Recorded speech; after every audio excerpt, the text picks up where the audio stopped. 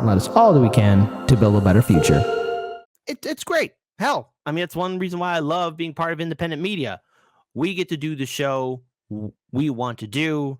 There's no radio manager or TV executive or any sort of corporation breathing down our neck. Now, of course, we have to worry about the jackboot that is known as YouTube censorship, big tech censorship, and of course, all the sycophants who have the coveted blue check mark who want to go to bat for the Democratic establishment or the Republican establishment.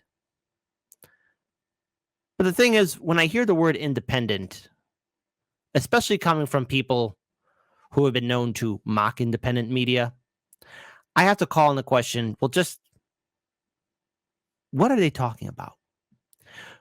Case in point, The Intercept. Remember that fantastic media outlet? Well, this is a tweet from good old Ryan Grimm. The Intercept has appointed an inaugural CEO. Ooh. And we're announcing a new board of directors. We're going fully independent. What? It's a gamble, and we'll be relying on readers to support what we do. Well, by gosh, gee golly, that sounds great. Theoretically, it does. Now, what's going on here? Well, here I have this article from The Intercept, where they talk about their inaugural CEO and announces a new board of directors. Huh. Gee. Last I checked, The Intercept has done some, interesting articles here and there, but mostly dismissing when Glenn Greenwald wanted to do a lot of coverage talking about, the Hunter Biden laptop story, or people like Julian Assange, Edward Snowden. I mean, The Intercept has done some, interesting stories. So now, why is that? Who was running Intercept before they went fully independent or independent? The Intercept is pleased to announce that Annie Chabel, will be its inaugural chief executive officer, and Nobel Prize winning journalist Maria Ress and Omidar Group managing director Pat Christian will join its new board of directors. Annie's experience, talent, and unique skill set make her the ideal leader for The Intercept as our organization enters this exciting new phase. Jazz hands! Woo! She was previously the chief operating officer of the Center of Investigative Reporting, where she oversaw all business operations for the organization and served as interim CEO in 2021.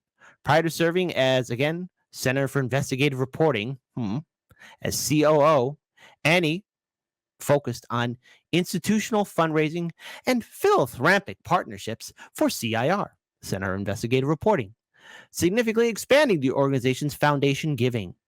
Last year, Annie acted as a consul for The Intercept and was instrumental in planning the organization's spin-out from First Look Media. Throughout that process, it quickly became clear to all of us. This is like a brown nose letter. It's a brown nose letter. A lot of kissing up in here. It quickly became clear to all of us that Annie's business acumen, knowledge, and nonprofit journalism and strong alignment with Intercept's core investigative mission made her the right choice for the CEO job. Well, let me bring up something else here. All right. This is a tweet from Jimmy Dore, which is a screenshot of what Aaron Mate said in regards to this tweet from Ryan Grimm. This post says that The Intercept's inaugural CEO comes from a group funded by its owner, Omidar, as do the two new members of the board of directors, one of whom is Omidar's senior advisor. Yet you're saying that The Intercept is going fully independent from Omidar. So in other words, Ryan Grimm, wait a minute, Ryan. You're going fully independent, it's a gamble. But according to this, you got not one but three people associated with your former owner. That's not how things work. That's not how things work at all. What's going on here? By the way, shout out to Mahmoud Rani, who tipped $5. Oh, you're so brutal. Come on, Mahmoud, don't do that. Ryan Grimm represents what good old Mark Twain once called mush and milk journalism. So in other words, hey, Intercept. I know, hey, David Barlow. David, you're writing an article saying you're excited for your new inaugural CEO and announces new board of directors, right? But you're associated with your old owner. So according to again, shout out to Jimmy Dore, Chicago's very own, and Aaron, the Buzzsaw. As he said before, this post says that the Intercept's inaugural CEO comes from a group funded by its former owner. And yet you have two people who was the senior advisor of the former owner of the Intercept. And yet Ryan said you're going fully independent. That's not what it means. Ryan, something is a fishy going on. Maria is the co-founder and CEO of Rappler, the Philippines' leading investigative news site. Her work has received multiple international awards, including the Golden Pen of Freedom. Okay. And the Knight International Journalism Award. Knight. Okay. In 2021, she was awarded the Nobel Peace Prize in recognition for her efforts to safeguard freedom of expression, which is a precondition for democracy and lasting peace. Democracy. That's a funny word. Hey, does anyone know what democracy is anymore? Because I haven't seen it in quite some time. A globally recognized leader in independent journalism, Maria brings her expertise as a journalist and entrepreneur in digital media with a commitment to protecting press freedom and breaking down disinformation campaigns. So you know what this means? When 2024 is going to be raising its ugly little head and we have to deal with the presidential election cycle, the Intercept is probably going to be doing articles against Aaron or Jimmy or anyone else, probably going after independent media like RBN, HLM, Hard Lens Media, through and through, Convo Couch, all of that.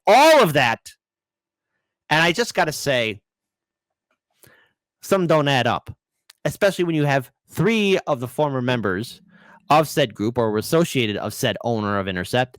They're still going to be involved.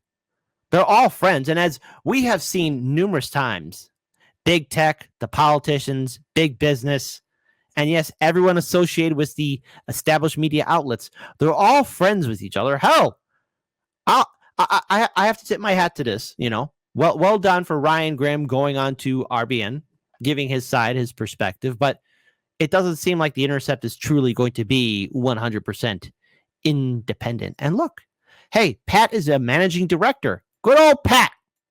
Pat is the managing director of the Omidar Group, a senior advisor to philanthropists Pierre and Pam Omidar, all deeply committed to learning, innovation, and impact. Pat's experience spans several decades, addressing social and health issues in the United States and abroad.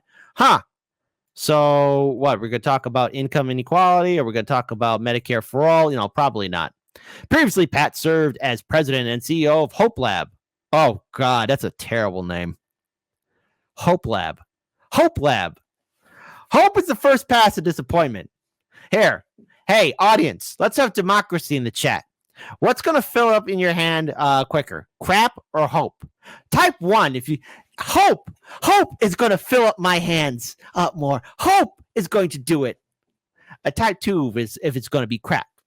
Saw what I did there, number 2? All right. An organization focused on the development of technology to drive positive health outcomes among young people.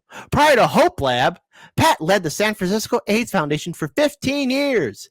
There, she played a role in crafting the federal Ryan White Care Act, which now provides more than $2.3 billion in AIDS funding annually. Look, I'm all for putting in money for research and stuff, but I mean, geez Louise, put a lot of money to cure cancer and AIDS, and we still haven't got that cure yet. But boy, oh boy, we came up quick with that COVID vaccination. How come we got that one? These other 2, they're still around. Suspicious. So, again, Maria and Pat's appointments will begin on April 1st, April Fool's Day. That's Hard Lens Media's birthday, by the way. and he will officially assume the role of CEO on May 1st. Roger Hodge will continue to lead the newsroom as editor-in-chief, and Roger will report directly to the board of directors, ensuring that business and editorial are equal partners. You know what that means? They're going to be controlling the stories. On May 1st, I will resume my role as general counsel. Is anyone going to see the White House counselor, though? Interesting.